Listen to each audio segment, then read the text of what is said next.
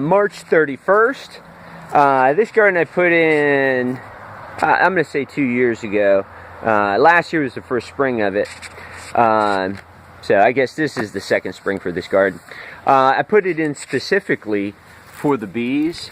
So there's bees all over it. That guy's loaded, or that girl I should say, is loaded with pollen. That's awesome to see. This early pollen source is great. There's that. Oh, nice.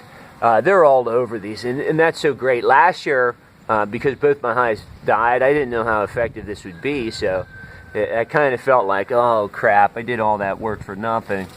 But these crocuses, they're all over if you look.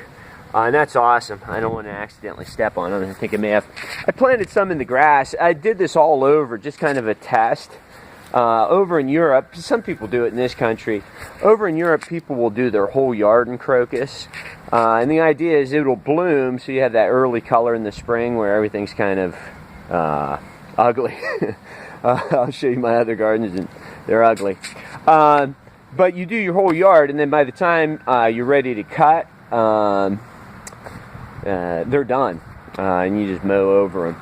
So I may try that. It's a little bit of an expense, a lot of work. I did quite a bit of them.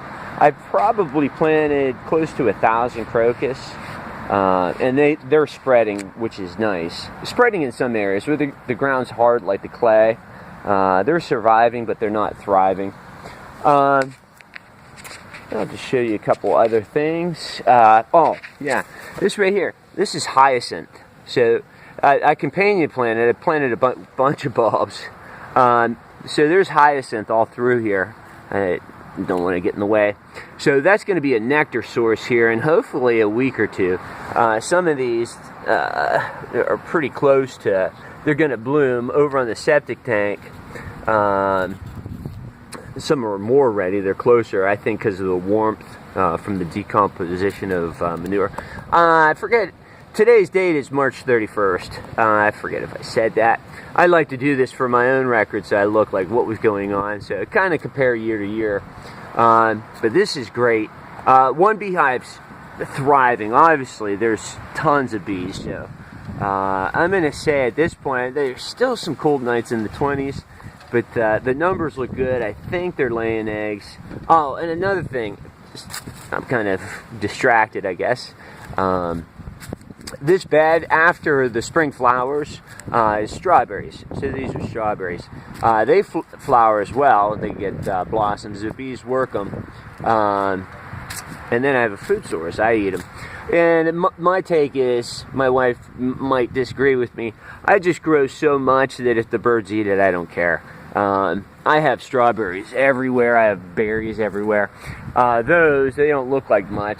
They're kind of scrawny right now, but those are honeyberries.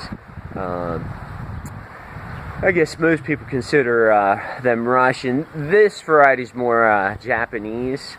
Yasap, or I think that's how you say it.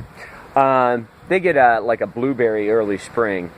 Supposed to be high in antioxidants. But it's cool to see things working out. I'll just go over here. This is going to be, it looks like something nipped this or ate a little bit of it. This is hyacinth. So this is a good nectar source if it blooms. This guy's blooming early, and I think it got some frost damage. There's several things in here. This garden's a little weird. Some things do real well, and then some things just die off. But what I do is, if they make it, I keep it, obviously. If they die, I just replace it with something else and kind of test it. It kind of looks like garbage now. But after the spring flowers, I clean it up and mulch it, so it'll look nice. All right.